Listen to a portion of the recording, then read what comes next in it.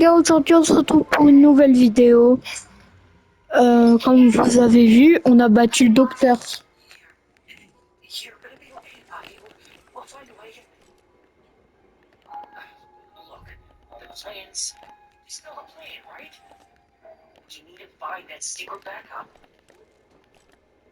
Next stop is the tram here, in reanimation. Okay, gang, let's go! Oh, I'm sorry.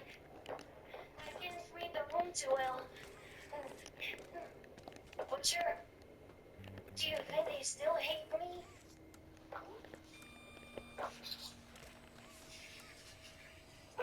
Roll through this, huh? I know a thing or two about that. Oh,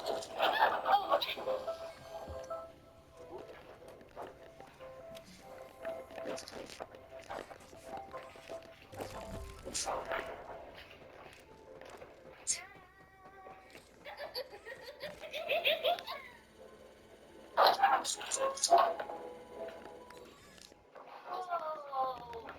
How did they store all of this floppy gel in here? No idea how those windows have been cracked by now. I hope they don't, though.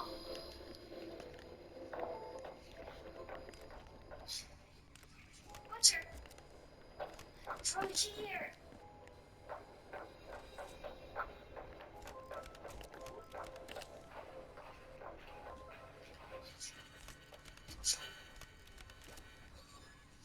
Welcome to motivation. Sorry, I just get excited about things. Whoa, that looks so cool. Candy ordered low this. It smells like there's something big inside. Exactly. Sounds scary.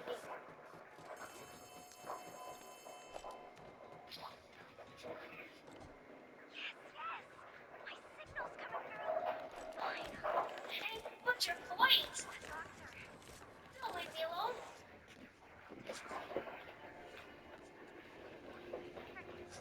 Imagine splashing through the red goo like this.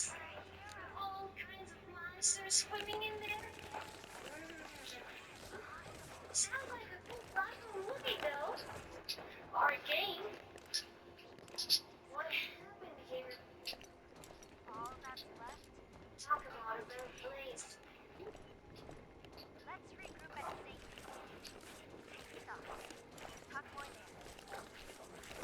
More of these animals out here. Be careful, Butcher.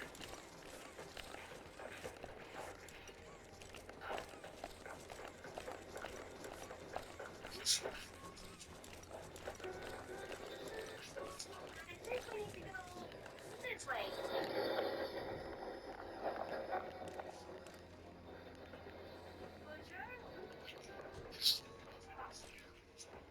Butcher? There you are. It's a giant hole in the ceiling. Think you're gonna make room? Creeping in the shadows. I think we need a code here. Let me help you look for it. I think I saw a piece of code in here. Try pulling down this file.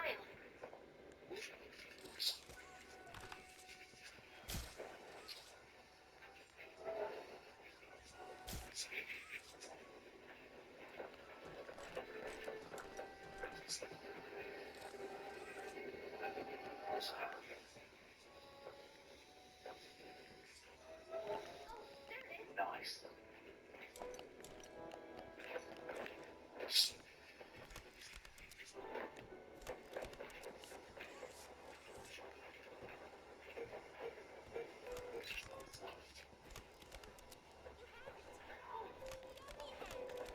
Sorry. Just those guys freak me out. Ooh-wee. It's very puzzling to get around here. If invisible warriors had to go through this all the time.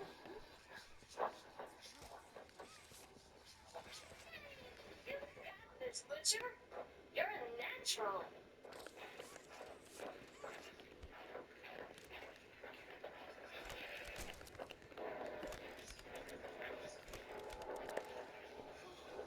Don't you think you can fall for me? Except for what you did to Candy?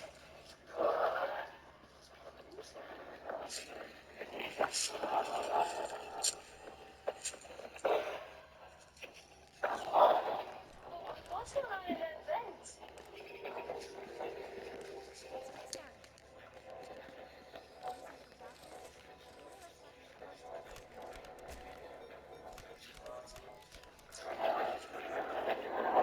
Looks like the doctor really likes having close proximity. Everything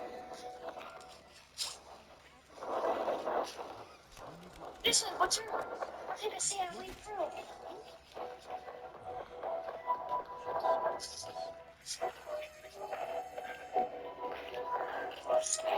I'm going up this Jimmy, my dad, right here. I think it was alright too. Haven't been running in freezing hours. I saw a whole bunch of these in the dollhouse. Next time I'm coming in and do them. Every once in a while. They said it was for special Oh, manger trop de Big Mac. Yeah, right. Yes. So what was going on? How? Buy us some time. We'll have to fix the generator. Work quickly. We won't have a lot of time. Fast now. Fast. Oh, so this is what it Le was? petit bras. That is Je suis bloqué. Try to gather the others. Wesh, Listen, wesh. Ollie, if you can hear Ah, me, look like our friend Kaya has a plan. Let's do this.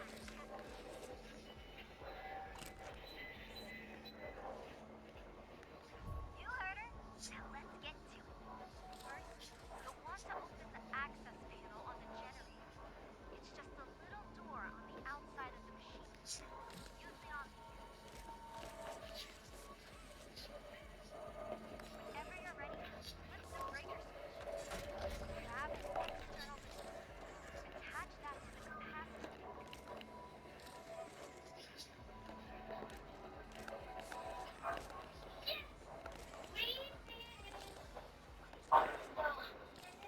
Well, you did all the work.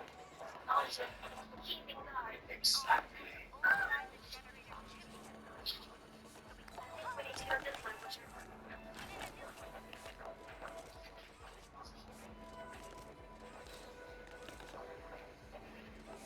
This way is fine.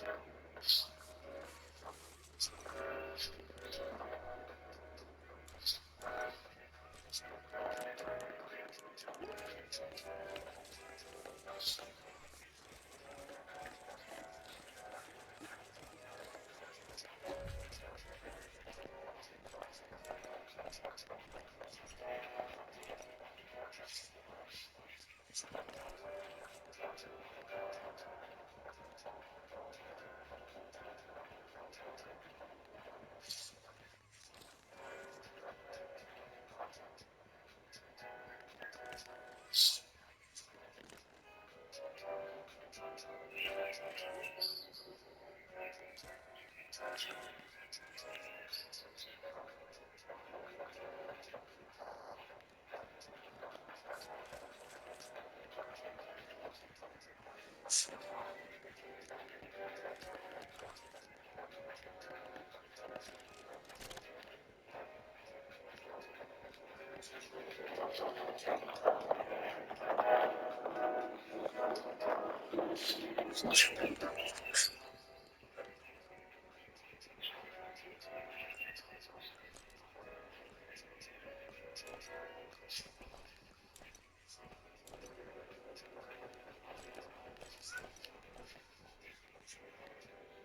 3.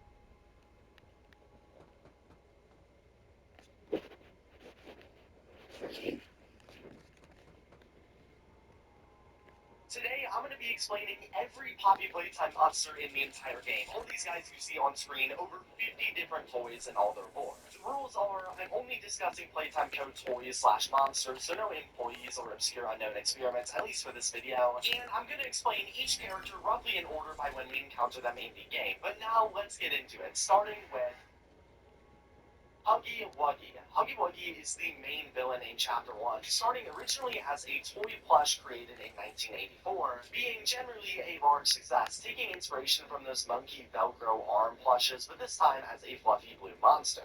As an experiment, Experiment 1170, Huggy was created to be the Playtime Co. security guard, standing up at the top of the factory to attack and stop any would-be intruders from breaking in. However, he wasn't perfect, since Huggy, while generally being quiet and obedient with the staff, had multiple impulsions to try and escape the factory, being successful one of these times where he got outside and attacked multiple animals, employees, and was even spotted in a civilian area where he was finally caught. In the actual game, the player encounters the statue, who is seemingly standing still and inanimate, but then after powering on the door, he mysteriously disappears Oui? and watches over us for the rest of the chapter, leading up to him Bah oui, et toi? from a dark hallway and chasing us down a ventilation system where we successfully drop a box on his head, dropping him deep below the factory. But he wouldn't leave our minds, as we saw he fell below the water treatment area in Chapter 2 just from his blood on the pipes, and in Chapter 3 the player had a nightmare about Huggy where he comes through a TV screen and attacks us, leading up to Chapter 4 where Huggy turned out to have actually survived the fall and was repaired from his damages, attacking us one more time on our way to the labs, coming back for more presumably in Chapter 5. Kizzy Missy.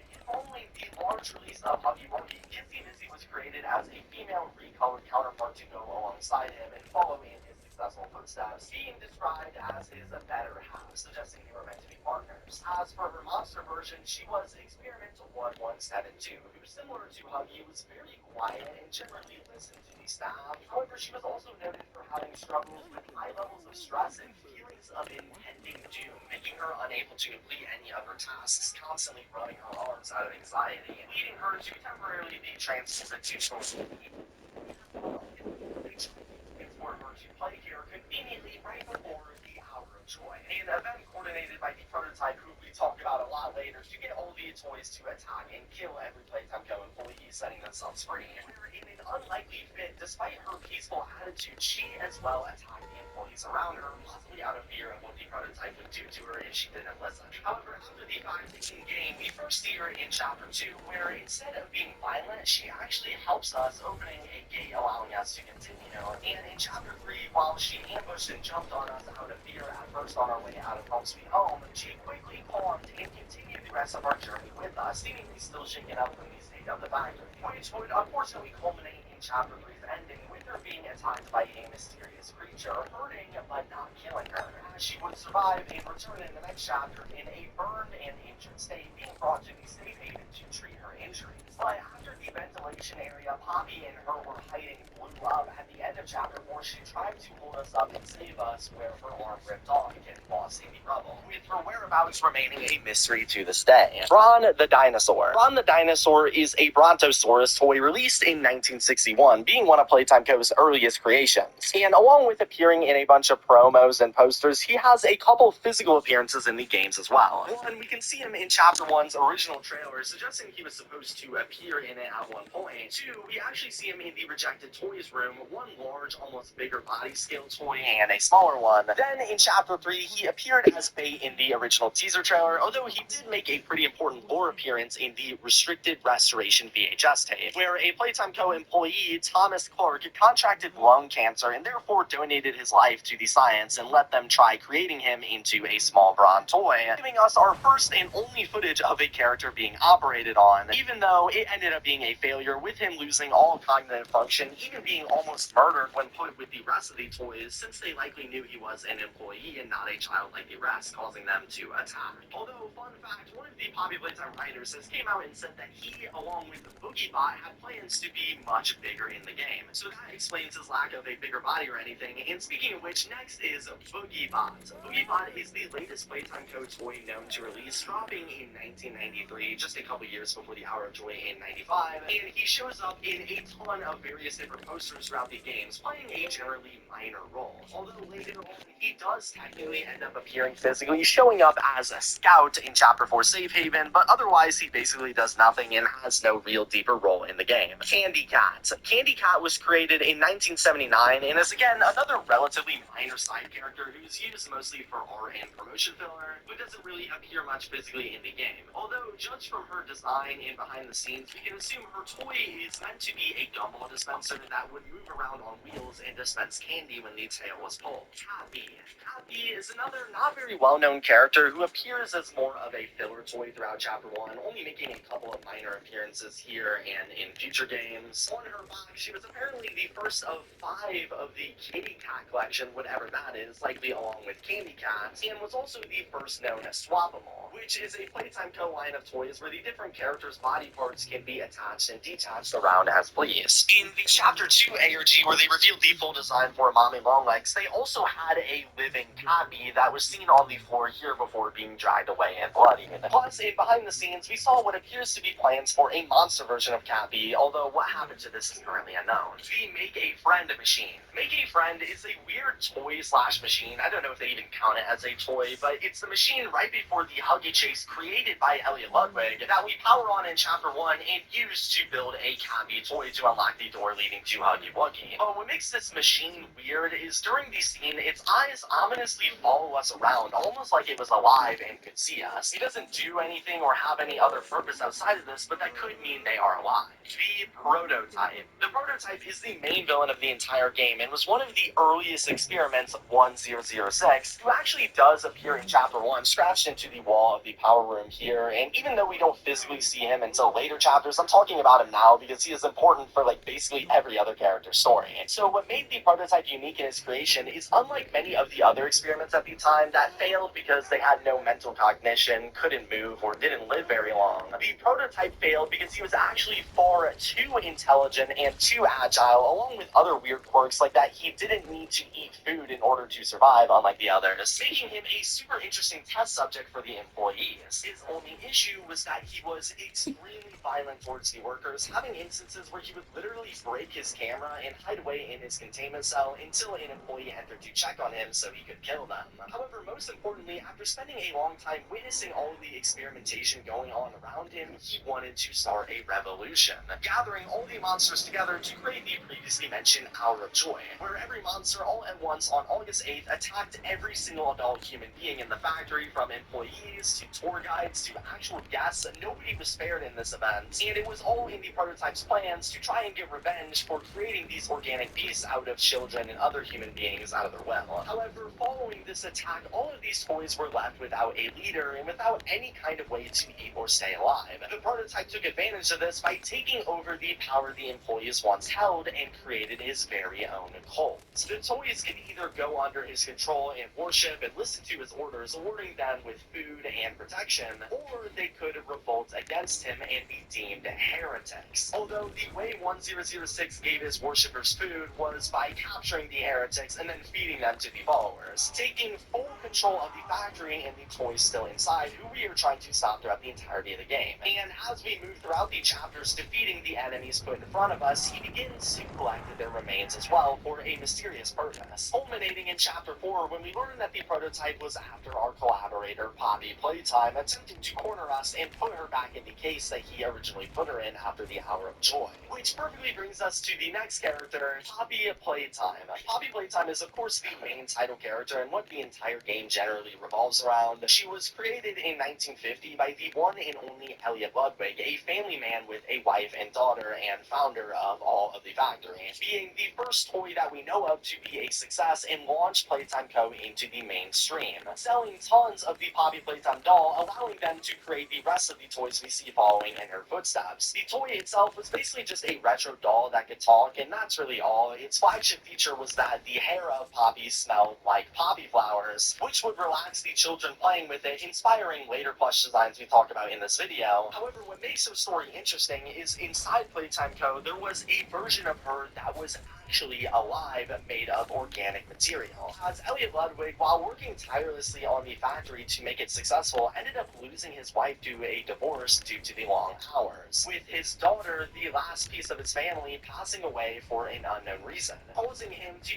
use all of his ingenuity skills from working at Playtime Co. to desperately try to revive his daughter as one of the dolls, which actually ended up working perfectly, creating the living, breathing Poppy we know today, to which then he would build a facade of a home right outside of his factory so he could visit his daughter while at work, Hello? as if his family was still there. However, Elliot Ludwig would eventually pass, and other employees like Leith Pierre and, in the future, Harley Sawyer would take over, leaving them with this super cool, almost magical doll, but they didn't know how they were created, and their creator was no longer there to explain. So they spent the next while studying the doll, taking her apart and reverse engineering her to figure out what was on the inside, eventually using the discovered technology to create all of the other toys based on their other products. However, unlike most of the other toys who had flaws and ended up turning violent against us during our visit following the Hour of Joy, Poppy was very different. As in Chapter 1, we let her out of the case the prototype chapter in, making her eternally grateful and ambitious, wanting to use our ability as a human for some kind of plan she didn't immediately explain. In Chapter 2, she would get kidnapped by Mommy Longlegs, which, after saving her from, brought us to the train station, where she seemingly tricked us into thinking she was going to help us leave, only to change the tracks and make us go deeper into Playcare, the Playtime Co. orphanage, which she explains in the third chapter was because she wanted us to try and kill the prototype with her once and for all, and goes on further in Chapter 4 saying we were going to burn the entire factory down in order to ensure nobody ever knows the experiments existed and never tries to recreate them in the same way they did to her. The only issue is, during this plan, the prototype intercepted us through the phone, which we explain later, and threatened to bring her back to her case, scaring her and causing her to run away, leaving us where she is nowhere to be found afterward. We don't know why this happened, but we also saw in Safe Haven that she once used to reside there as well, but like she did with us, she had left them without warning. But Poppy is the last of the Chapter 1 characters, and that brings us into Mommy Longlegs. Mommy Longlegs is the main villain of Chapter 2 and protector of the game station. As a toy, she was created in 1991 with the highly coveted elastic plastic, being inspired by the real-life toy Betty Spaghetti, with her main selling point being that she could stretch long distances. However, interestingly, the toy version of her they sold was actually based on an experiment they already made inside of Playtime Co. Experiment 1222, where she originally started off as a child in Playcare named Marie Payne, who was eventually experimented on to be turned into the stretchy spider-like pink creature, generally being a success, being able to move and talk normally, almost like a human, which they loved enough to make a whole toy off of her, but struggled specifically with her personality. She was very protective of all of the children and experiments, presumably out of empathy for what they had to go through, while she hated the employees, frequently being violent with them when in sight. So they moved her to the game station itself, where her job was to take care of all of the children while they were being tested in the various mini-games, and the scientists examined above from afar. In-game, though, with us being an employee, her temperament is what gets the best of her, because in her pursuit of trying to get us killed through the game station games that we survive, she gets extremely frustrated, eventually causing her to go on a rampage and get stuck in a shredder, which is where she dies and gets scooped up by the prototype. Bunzo Bunny. Bunzo Bunny is the enemy of the first game station test, Musical Memory, where we have to basically play Simon Says in a big room while Bunzo slowly lowers himself down and slams his cymbals to scare us, us, eventually attacking if he got too low. Once we pass this mission, Bunzo is killed by Mommy Longlegs in a fit of rage, but his story does go a bit deeper, as in the Bunzo Bunny comic strips released on Mob's Twitter page after this, we see Bunzo go on an Easter egg hunt, exploring around the area, talking with friends, where the devs would take polls that change the outcome of the story each day in a choose-your-adventure type way, culminating in him finding a real-life egg with some kind of vulture bird inside of it, then falling down into a trap, being stuck, where he would document his days at the bottom before inevitably starving to death and being eaten. To this day, we don't know what this bird was or what the purpose of this comic strip was, but it was a truly interesting event. Mini Huggies. The Mini Huggies are a smaller set of Huggy Wuggies inside of the second game of the game station, Whack a Wuggy, where to test our grab pack reflex skills, we have to smack them before they can come out and attack us. They are normally attached to strings to keep them from lunging at us, but Mommy Longlegs had untied them, which when beating, she of course kills them as well. And the only real other notable thing about them is if you look at their mouths, they don't appear to have any teeth, just gums where teeth would be, which the Poppy fandom theorizes was so they wouldn't hurt the children in the game station testing in case something went wrong. PJ Pugapillar. PJ Pugapillar is the third and last experiment in the game station minigames, being behind Statue, a game where the player in a red light green light style tries to run across the room while the lights are off in the area, but is forced to stop while the lights are on, and PJ chases them behind, being meant to test their speed and general awareness around them. PJ as a toy is another swappable and is among the only two revealed so far, and as an experiment he simply chases us down as he's supposed to throughout the area, not really doing too much notable, although employee Marcus Brigley in a VHS tape actually ended up spotting PJ out in the cafeteria, and he was even originally meant to be a female named Cassie Cutie Pillar before a last minute switch. Barry. Barry is simply a little minecart with a couple eyes slapped on him, used to break down the wooden barricades in Chapter 2, before making a return in Chapter 4, this time in a beaten up state carrying a body. Barrel O Huggies. Moving on to the many rejected toys found in the rejected toys room during Chapter 2, the Barrel O Huggies were simply a barrel of a bunch of Huggy Wuggies, taking inspiration from the Barrel O Monkey toys if you've ever seen those that string together. However, they were rejected for being a choking hazard, as children tend to eat them from the barrel thinking they were candy. Sunny Buddy. Sunny Buddy is simply a sunflower inside of a pod that appears in the game around the rejected toys room, just laying around, along with a blueprint on how they would be built, but they don't really have any other features since they were actually meant to be one of the game station toys in Chapter 2's early development, but were scrapped and instead were put here as an ode / Easter egg for the devs. Surprise Hair. Surprise Hair is very similar. They're just a rabbit shaped like an egg that is scattered at the rejected toys room but doesn't have any other info. Sir Poops a Lot. Sir Poops a Lot, while a super funny toy and name, is based on real life potty toys or dolls, who, judged from the box, was meant to tell jokes as well, with various super cringy examples, and quite obviously he was absolutely hated by staff, being rejected due to extremely negative reception from various focus groups, management adding whoever's idea this was should feel ashamed, although he does appear in a VHS tape still in Chapter 2. Owen the Oven. Owen the Oven was Playtime Co.'s Easy Bake Oven clone, and is much larger than all the other toys, but unfortunately it obviously got rejected due to multiple cases of children receiving third-degree burns. Orange Robot Toy. The Orange Robot Toy is a super interesting one. We don't ever see them throughout the rejected toys room, and the only mention of them is in the rejected sheet saying, after considering both options, management has decided to go with Mommy Longlegs as Playtime Co.'s stretch toy concept, suggesting this character was going to be an orange stretchy armed robot toy that was going to take the place of Mommy Longlegs originally, but never saw the light of day, nor was any concept art or anything ever released on what this character was meant to look like. Now, the most likely purpose of this inclusion was probably as a reference or an inside joke, since at the time, Examination, one of the groups that made up Mob, was working on an animated show that included an orange robot character with stretchy arms, and while that show never ended up releasing, I think this was meant to be an early ode to that. Pet Stone. The Pet Stone was a reference to the pet rock craze from back in the day, and was rejected because focus groups were confused. Kick Me Paul. Kick Me Paul is a circular ball-shaped toy that was rejected because nobody liked him, and the employee pitching him was laughed out of the presentation meeting when he was revealed. They eventually tried rebranding him as Push Me Paul, which also failed, with the reason being, can we think of a better name than Paul? Add Y to the name. Obviously meant to be poking fun at all the names of the other Poppy Playtime characters. Love Bug. Love Bug is another super minor toy that we only see a blueprint of on Elliot Ludwig's desk, and like Study Buddy was one of these scrap toys from the Game Station gameplay here as a little Easter egg. Daisy the Flower. Daisy is by far the most interesting rejected toy since she was originally shown in the Chapter 2 trailer as being the toy in place of Bunzo Bunny and Musical Memory, before quickly being pushed to the side as rejected when the game released. But there was so much already done with Daisy by the time they switched her. She shows up quite a bit in the game through posters and collectibles and cardboard cutouts. She even makes an appearance in Chapter 3, but they ultimately considered her a rejected toy due to her being too scary, as young children and test audiences cried during Daisy's performance, being the last rejected toy.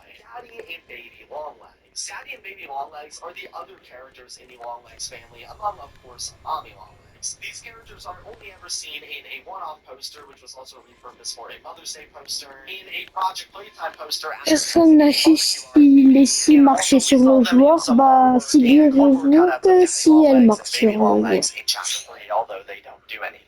Basically, nothing is known about these characters. We have never seen them at all as toys or experiments, and outside of leading to some hilarious bootleg merch and mods, they don't really have much of a purpose. That's all for Chapter 2 characters, but before moving on to Chapter 3, we first have to talk about the spin-off that followed its release. Foxy Boo. Foxy Boo was the flagship villain for Project Playtime, Poppy Playtime's multiplayer spin-off, where one of three monsters, a Huggy, a Mommy, or of course Foxy, controlled by a player, would chase down a bunch of survivors trying to collect toy parts and escape. Foxy in his history is a very important character, being created as a toy in 1966 just as a cute Jack-in-the-Box style creature, before later on being turned into the very first bigger body by Harley Sawyer, created into a massive bloodthirsty beast intentionally built with an appetite for eating human beings. Reason being, while the Bigger Bodies initiative was being created as a goal to replace the employees with monsters, while experimenting with them, people like Marcus Wrigley and Rowan Stoll spotted different experiments roaming around the factory, with Rowan specifically even launching a full-on investigation into trying to find and tell everybody about the experiments. To silence these critics, first they tried methods like detaching Rowan's wheels on his car, hoping for a fatal accident. 4 days ago, somebody hammered my car, one of the tires, flew off on the interstate, I nearly died. But when that failed, they chose to create Boxy, Experiment 1160, who was in charge of, let's just say, disposing of these people and keeping them silent. This creation was the first after hundreds of small failed toys by Dr. Sawyer, and gave him the idea to make all of the toys massive, with Boxy specifically being extremely agile and quick to attack, making him the perfect experiment for his job, although that's not to say he didn't have issues. As Boxy resided in the theater, it might have been responsible for the theater incident where, for an unknown reason, 66 visitors were killed, theorized to have been done by Boxy since that's where he lived. Plus, in that one Bromley dinosaur tape from earlier, something I didn't mention is the toy that attacked him was a Boxy. You can hear his music box wind up right before it happens. And the seas are here. It's also believed the toy person's logo was inspired by Boxy's square blue, yellow, red design. The Wuggies. The Wuggies are basically a clone of the mini Huggies from Wacky Wuggy, but this time they take place in the feeding pens. Now, before being removed in Phase 3 of Project Playtime was the place the monsters would throw these survivors, where they would have to smack them all away. Again, super similar to the mini Huggies, but with two notable differences, being that they come in a larger set of different colors and actually have teeth for eating, since of course it was the feeding pit after all. The Daisy counterparts. On this poster in Project Playtime, we see alongside Daisy the flower, there was a rose and another purple flower. Unfortunately, they don't appear anywhere else or are mentioned anywhere in the game. Shoppy. Shoppy is a toy cash register we see in Project Playtime shop tab at the the bottom left. And more recently, we also saw bloodied up versions of them in Chapter 4, which with how much they've been ignoring Project Playtime, it's really interesting they would bring this character back for a little cameo. Bucky. Bucky is the egg basket that Bunzo carries in his comic book strip the developers released on their Twitter a few months after Project Playtime's release I mentioned earlier, and otherwise they don't appear anywhere in the physical game. But that's all for Project Playtime. It brings us to Smiling Critters. The Smiling Critters are a set of 8 characters with positive leadership traits being inspired by Care Bears who work similarly, including Bubba Bubbafin, the smart elephant of the group, encouraging the others to be mindful and smart with their choices. Bobby Bearhug, the loving bear, shows kindness and love for everyone. Crafty Corn is a creative unicorn who loves to draw and is a little shy. Chicken is the cool, calm, and collected chicken of the group. Dog Day is the positive dog of the group, focused on friendship and being a leader, also being the leader of the Smiling Critters himself. There's Pinky Pinky, the pig who focuses on being healthy, Poppy Hopscotch, the energetic bunny who loves to be enthusiastic, and then there's Catnap, the cat focused on sleep and making sure everybody gets enough of it. The Critters all got their own cartoon for one season to promote the actual plush line, a set of stuffed animals who spewed out their own unique relaxing scents out of their mouth meant to help calm down rowdy children, which despite the ambition all ended up being extremely unsuccessful, as children found the cartoon to be horrifying, specifically with Catnap, the silent critter who creepily spit a mysterious red gas in the show. And as for the plushies, behind the scenes at Playtime Code, they were developing their own real-life red smoke, some kind of intense sleep gas that was built to be sent throughout Home Sweet Home to control when all of the children were sleeping aggressively. However, at some point, this red smoke was found inside of the actual plushes of the real Catnaps and were sent out to children commercially, causing a massive public controversy where children with the Catnap plush were experiencing intense night terrors and nightmares, leading to their public recall, ruining the reputation of the critters. In the game, though, and in the factory, we still see all of these smiling critters as mini alive plushes, some of which roam the playhouse, eating anything in sight, with some others being found in the safe haven of Chapter 4 and actually being friendly. There was also supposedly bigger bodies of every single smiling critter, but as of right now, we only know of 4, starting with the Catnap. Catnap's bigger body is the main villain in all of Chapter 3, first being vaguely teased in Chapter 3's second teaser trailer, before slowly being fully revealed during its build-up. And Catnap originally started as another child in Playcare, Theodore Rambo, who didn't have very many friends outside of a supposed imaginary friend, who was revealed in a drawing to be the prototype 1006 and was actively manipulating the child. He tasked Theo with digging through Playtime Code documents to find secrets and grabbing a set of grab packs, eventually attempting to make an escape at night using the grab packs to access employee-only exit doors. However, while doing so, Theo accidentally hurt himself with one of the green hands, giving him severe burns. And interestingly, the prototype, instead of running away, actually alerted authorities to Theo's position, saving his life while also getting himself caught in the process. Although, following this event, they chose Theo to become Catnap. Experiment 1188, outlining his full design process in some ARG logs, most importantly stating he's going to have a gas delivery apparatus affixed to the back of his esophagus, allowing him to automatically spew the red smoke around his mouth as he breathed, since the purpose of this experiment was to create a body based off of Catnap that wouldn't scare the children as he moved throughout Playcare, spitting the red smoke all around and putting them to sleep. After operating on Theo, the experiment was generally a success, outside of the red smoke giving children nightmares and causing them to see a colorless, monstrous version of him, and the fact that his voice box was broken, causing him to have a dark, rumbling voice.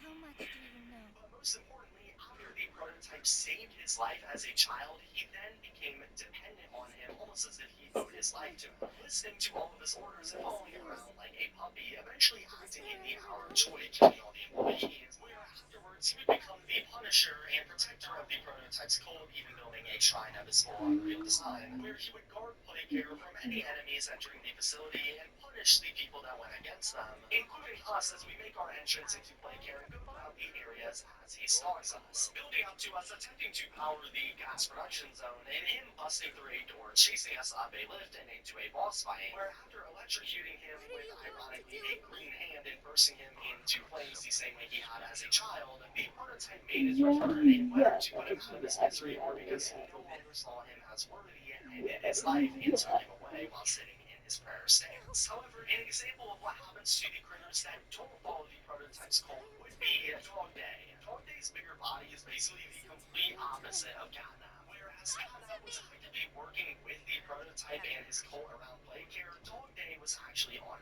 our side, and therefore he was considered Catnap and the prototype's enemy, leading to him being strapped into the prison of Playhouse with no way to move, so that way the followers of the cult, being the mini critters and Catnap, would feast on his body alive, leaving him with nothing more than his upper half by the time you see him. However, this wouldn't even last long, as soon enough the smiling critters eat what's left of his body and even begin to almost possess or control him, chasing us throughout Playhouse until we manage to jump across a platform where the critters finish consuming and killing Dog Day once and for all. Hoppy Hopscotch. Hoppy Hopscotch's bigger body was a success, and unlike the others, they actually managed to escape Playcare following the Hour of Joy, becoming one of the members of the Safe Haven in charge of going on explorations up to Playcare to provide food to the starving children under 1006's cult. Unfortunately for Hoppy, though, when we enter Safe Haven in Chapter 4, they are nowhere to be found, and we saw in the back of a document that at some point Hoppy had tragically died for a reason we don't currently know.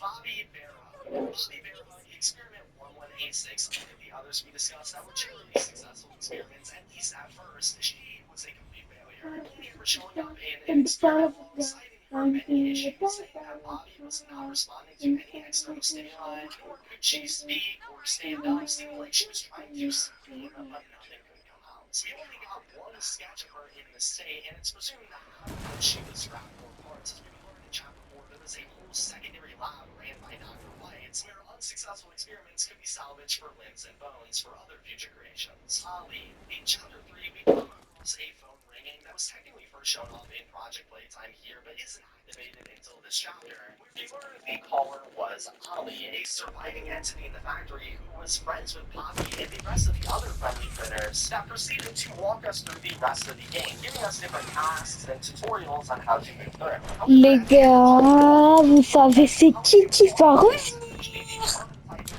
Child's voice all along, and he was using that system to track us down where we were the whole time, blowing up the ventilation area. However, outside of this plot twist, Ollie does have a bit of a backstory, since as I mentioned, the prototype confirmed to us at some point Ollie was a real person, and his voice was just being mimicked by the prototype in the game. We also heard a VHS sample of Bobby and Ollie from all the way back before the Hour of Joy, that they were and have been super good friends, helping each other during the hard times of experimentation. Specifically in this Hi, game, Ollie comforted my name is Bobby Leif when she broke Pierre, down and after I'm the head of constantly being innovation here taken at apart and Playtime put back Co. together by If the you're seeing scientists this, trying to you figure out how must she be worked. very, very lost.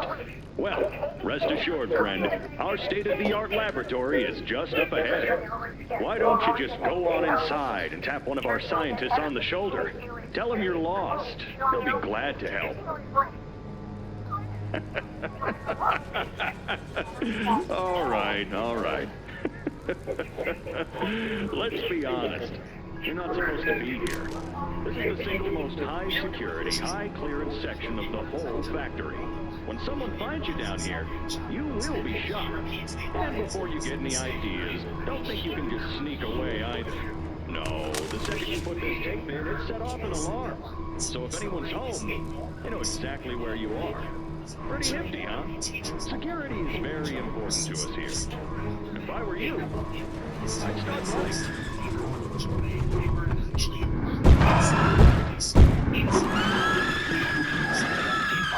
Il est de retour.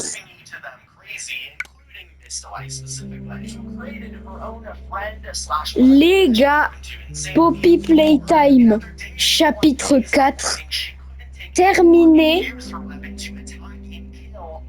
Et on va